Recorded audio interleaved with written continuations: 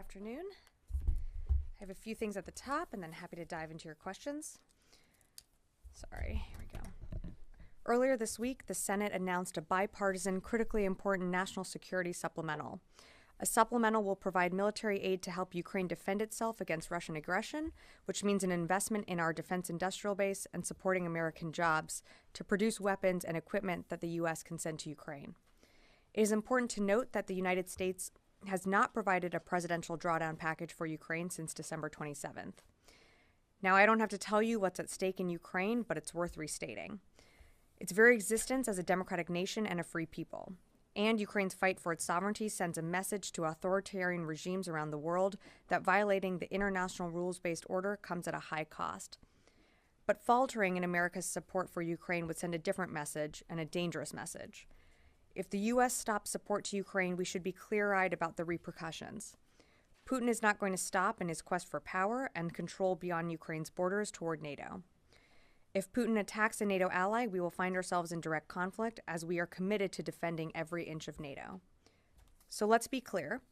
We can do the responsible thing and pay now to help Ukraine, or we can pay much more later to counteract the gains we would hand Vladimir Putin and an emboldened Russia.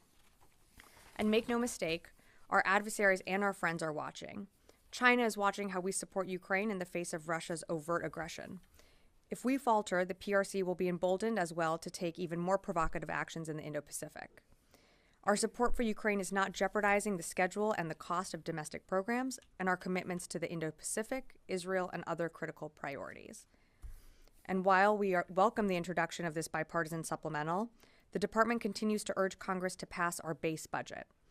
We still do not have an FY24 budget, as you all know, and the department will be getting ready to submit our FY25 budget. As the Secretary has said, the one thing we cannot buy back is time.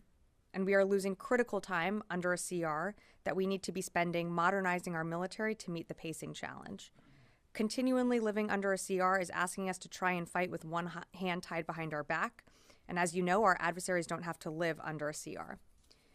We are already in our 5th month of this fiscal year, and the DoD is still currently operating under our 3rd continuing resolution. That puts at risk our national security and prevents the department from modernizing as we are constrained to existing funding levels. We ask that Congress immediately pass our base budget and supplemental request. And last, the department is hopeful that the Senate Armed Services Committee will move forward in advancing 6 nominations for critical senior roles in our civilian leadership to the Senate floor. Right now, these jobs are being performed by very capable acting officials, but we need the leaders we formally nominated to be approved by the Senate so that they can support the department, our capabilities, and our men and women in uniform. As we work to support Ukraine, surge military capabilities to the Middle East, and address the pacing challenge of the PRC, it's vital that we have these senior leadership roles filled with Senate-confirmed officials. And with that, I'd be happy to take your questions. I will go to the phone first, where we have Lita Baldor, AP. Thank you, Sabrina. 2 things, please. 1, do you have any more updated, precise casualty estimates and other battle damage from the Iraq and Syria strikes over the weekend? Specifically, any number of enemy killed? And secondly, on the talks between the United States and Iraq, have they now restarted at all, or do you have an estimate when that might happen? And do you, by any chance, know how many sessions did they have? Was it just sort of the one introductory one, or more than that? Thank you. Yeah, thanks, Lita, for your question. I'll take the last one first. So on, I think what you're referring to is the Higher Military Commission. Those talks began a few weeks ago. Those were the initial sessions. I don't have how many meetings there were, but those were just the initial conversations. We remain committed to the HMC. We're committed to what we outlined in August of 2023 last year, and working with the Iraqi government. And so I'll just leave it at that. In terms of updated casualty numbers, I know General Ryder spoke to this a bit yesterday. When it comes to Iraq and Syria, that's something that we're continuing to assess. I don't have more specifics for you today. I know that's something of great interest to folks here in this room. When we have more definite numbers, we will read that out, but today I just don't have more for you on that. I'll come to the room. Jen. Sabrina, the Washington Post has a story out suggesting that Tower 22, the reason that the drone was able to get into Tower 22 and evade defensive systems is that there was no air defense system on site capable of shooting it down, that they were relying on electronic warfare that didn't work, and that the drone fired by the Iranian proxy was flying low enough that it evaded that measure. But why didn't Tower 22 as a base not have an air defense system capable of stopping this drone? Yes, thanks, Jen, for the question. So CENTCOM, as you know, is still doing its review. We're still assessing exactly what happened in that attack. And of course, CENTCOM and the Secretary will determine if there's any change or needs to be any change to our defensive posture at Tower 22 or any other base in the region. But I just don't have more for you on that specific attack. When I do, definitely let you know. Let me back up then, Sure. because take the investigation aside, Yeah. because that's often a stalling mechanism to not get bad news out. How many bases where U.S. troops are in the Middle East do not have air defense systems that can shoot down these drones? Well, as you can probably appreciate, I'm not going to detail from here, from the podium, our air defenses, where they're located, and how many bases have what. I think that just wouldn't be good for our own operational security and our force protection. Promise, not stalling here. Is this Washington Post story? Again, I'm not going to comment or respond to an unnamed U.S. official who spoke about an ongoing review. I can commit to you that when CENTCOM is done doing its review, we will share the results of that and read out what we can from that assessment, barring the fact that there is classified information. Yeah. Over here, yeah. Do you have any updates on I think it was 8 troops that were injured, the 8 troops that were evacuated among the dozens wounded in the Jordan attack? So I think, I believe there were 3 that were medically evacuated. 2 did go to, 3 went to Landstuhl, and I believe 1 remains there, and 2 have come back CONUS to the United States. And then the remaining 5 have returned to duty. I don't have more specifics on their condition, but I believe at the time that they arrived in Landstuhl, they were stable. Just a second one. It's coming up on almost 3 years that this administration, one of the first foreign policy moves was freezing offensive arms sales to longtime allies, including some that the U.S. has had longer diplomatic ties with than Israel. And they cited human rights as one of the main reasons. We've seen tens of thousands of Palestinian civilians killed, some of them, women, children, and non-Hamas fighters or militants. So why hasn't the department recommended or taken the same approach to Israel in order to try to scale back on these civilian casualties? Because verbal warnings may not have done, what the department's looking for in terms of reducing civilian deaths. Well, I think what you've seen is a change in how Israel's approaching its war in Gaza. They've pulled back certain brigades. They are doing a more targeted operation there.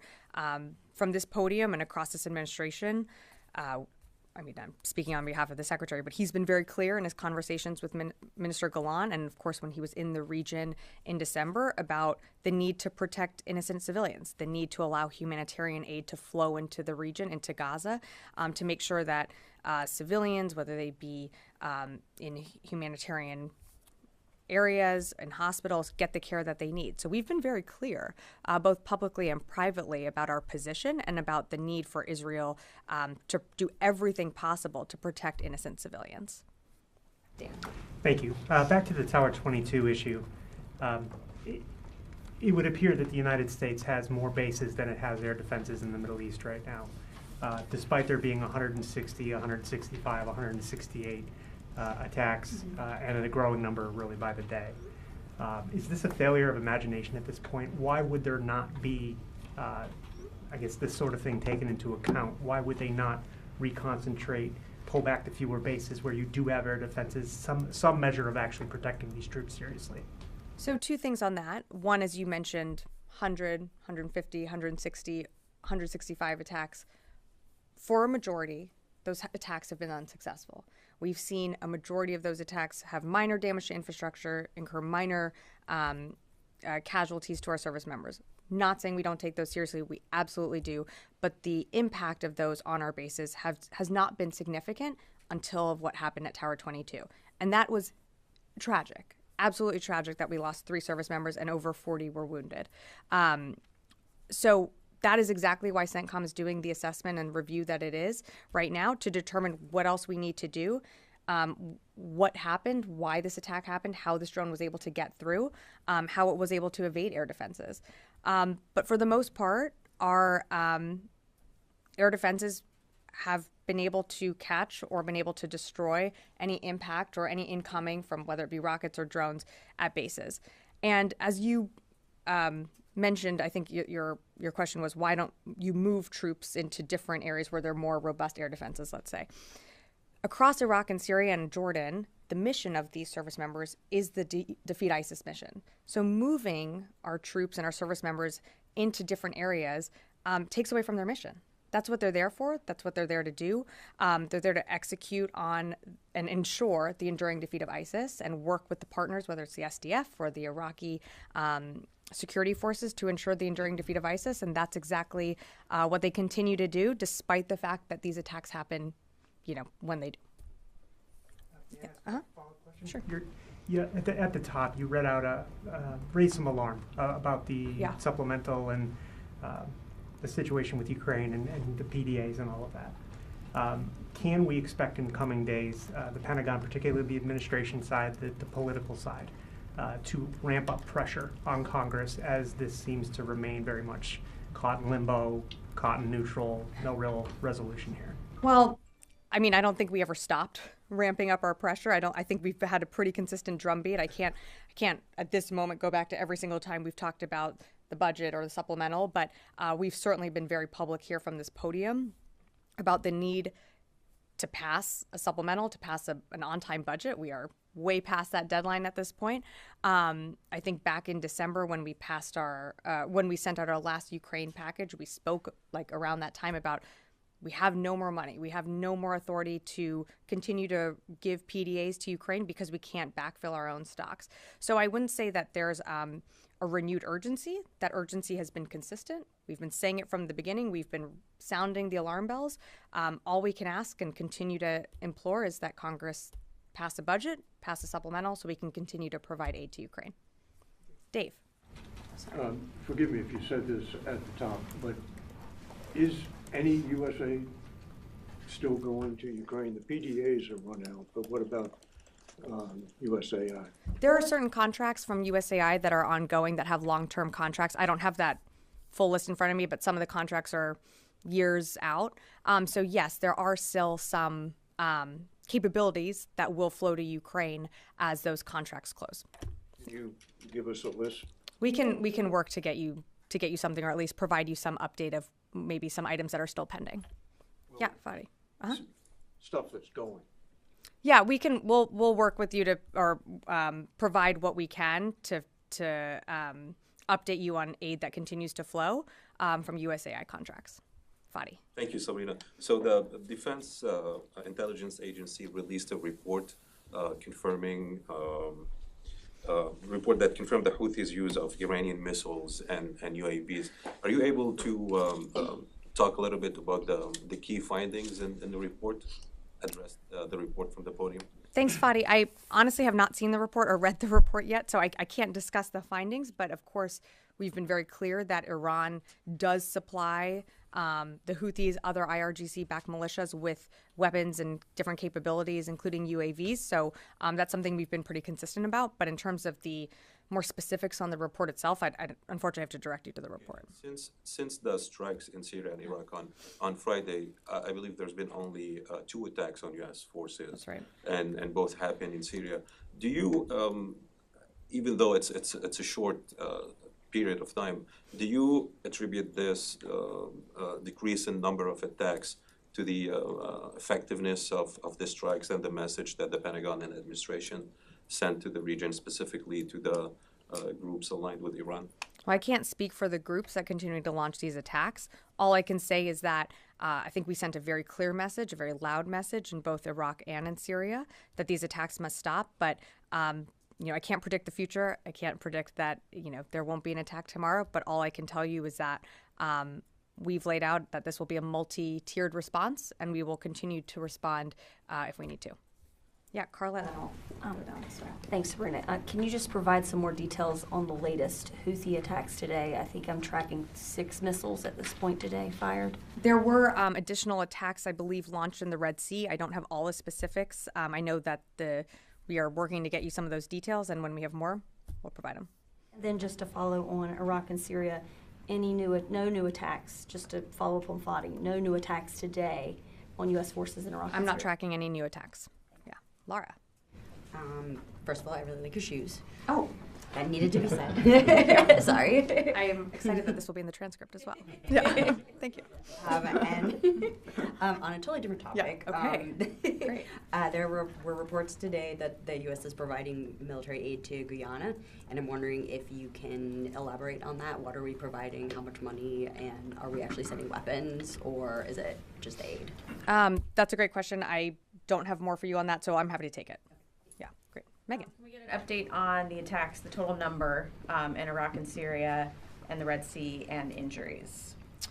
So total number of attacks in Iraq and Syria, I'm tracking as of today 168, 67 in Iraq, 100 in Syria, and of course the one in Jordan. And I'm sorry, in the Red Sea, let me just see here. As of February 2nd, so a few days ago, but as of February 2nd, I have that the Houthis have attacked or threatened commercial vessels 41 times since November 19th. I don't have the latest updates from, of course, the weekend and earlier today, but as I mentioned, we'll work on getting those numbers out to you. And injuries from Iraq, Syria, and Jordan? Injuries, I believe I said at the top that we're still tracking that there were 40 injured in the Jordan. Are you asking more about TBIs? Overall, there were like roughly 80 last week. Has that number gone up since? I'm happy to take that question. I don't have those numbers in front of me. And then I want to follow up on the question about if you don't want to necessarily move troops around to bases that have better air defenses, is there any discussion about beefing up air defenses in the region before CENTCOM finishes its review?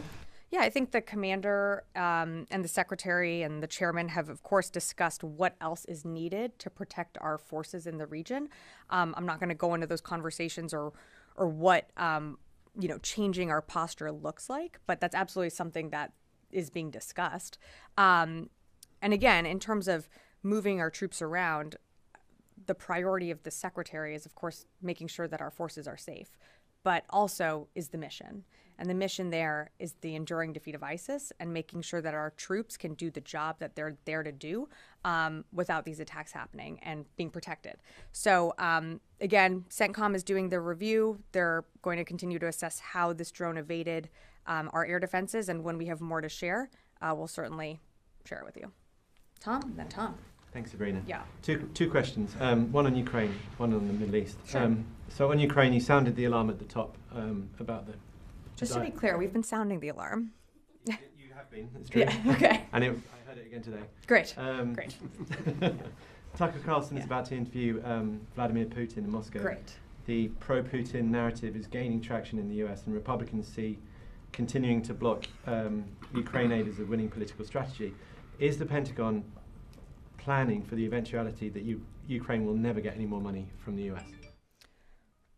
I don't think we're planning for the eventuality that the U.S. will never be able to provide or get money from Congress. I mean, you saw a bipartisan agreement or a bipartisan piece of legislation introduced in the Senate. Well, I mean, look, the Senate and the House are going to work through this. There is a handful of folks in both chambers that do not want to see aid to go to Ukraine. But on the flip side of that, we know that there are many in Congress that support and understand the urgent need to get Ukraine what it needs to defend itself. So we do have support. I know that I know that Congress will work through this and work through finding a way to not only pass a budget, but finding a way to pass a supplemental so that we can continue to support Ukraine, also keep our eye on the Indo-Pacific, continue to support our efforts in the Middle East as well. So you're optimistic then? I'm going to be optimistic. Okay. Yeah. And then on the second one, obviously the strikes on Friday in Iraq and Syria, and then Saturday in Yemen. Was there any reason why we didn't see, we're expecting the second wave of retaliatory strikes in Iraq and Syria. Does the Pentagon have the capability to operate in those three countries simultaneously, or was there a decision to hit Yemen, in distinction from Iraq and Syria? I think we've proven the fact that we can operate in multiple countries all at once, whether it be in the Indo-Pacific, EUCOM AOR, or in Central Command. We made the decision that we did because we felt it was the right time to conduct strikes in Iraq and Syria, and then the following day in Houthi-controlled areas in Yemen. We always reserve the right, at a time and place of our choosing, to conduct these strikes. And when we decide to do them, I'm not going to telegraph when we are going to continue follow-on efforts. But as you've heard the President say, the Secretary say, this is a multi-tiered effort, and I'll just leave it at that. Tom. Thank you, Sabrina. Follow-up question on funding. Yesterday, Doug Bush was speaking at CSIS, and he was talking about how we've ramped up production of 155 millimeter shells at the new plant in Texas. He was projecting if things go according to plan, we could be up to 100,000 shells, the goal by the end of this year. Is that being funded by something separately other than the money that we don't have, like referred to Dave, or how's that being funded? Or is that going to be impacted? I have two questions, but that's my first one. These are probably existing contracts that we had with the defense industry. We were very clear at the beginning of, I want to say it was early summer, that we are trying to invigorate the defense industrial base to continue to provide 155 millimeter rounds. That's something that Ukraine continues to need on the battlefield. So I would direct you to Army to speak more to those contracts. Okay. My second one is, are you tracking, or is the Pentagon tracking reports coming out of Konigsberg about GPS affecting GPS maneuverings of aircraft and ships of NATO nations on the eastern flank? If you're tracking it, what updates can you provide, please? I don't have any updates for you on that. I'm happy to take that question. Are you okay? Yeah, happy to take it. Yes, you and then Rio. 7 days ago, Kataib Hezbollah put a statement and they say that we are suspending attacks on the U.S. forces. Has they stopped the attacks on the U.S. forces since then? Well, you've seen attacks on U.S. forces in Syria. There were two. Print on these attacks? We know that groups like KH and Han are behind some of these attacks on our forces. I'm not going to get into more details on each specific one, but again, we know that groups like this, particularly when it came to the attack on Jordan, had the fingerprints of KH behind them, and we are going to hold those responsible. Great, Rio. Yeah, thank you, Sabrina. Please let me ask you two questions about the Indo-Pacific. The first, last week, the Papua New Guinea said it is in talks with China over a new security deal. So is that a concern for the Pentagon? Would you reconsider the existing U.S. Papua New Guinea Defense Cooperation Agreement if Papua New Guinea establishes similar arrangement with China? Well, we don't ask countries to choose between the U.S. and the PRC. Every country has to make its own sovereign decision with respect to its security.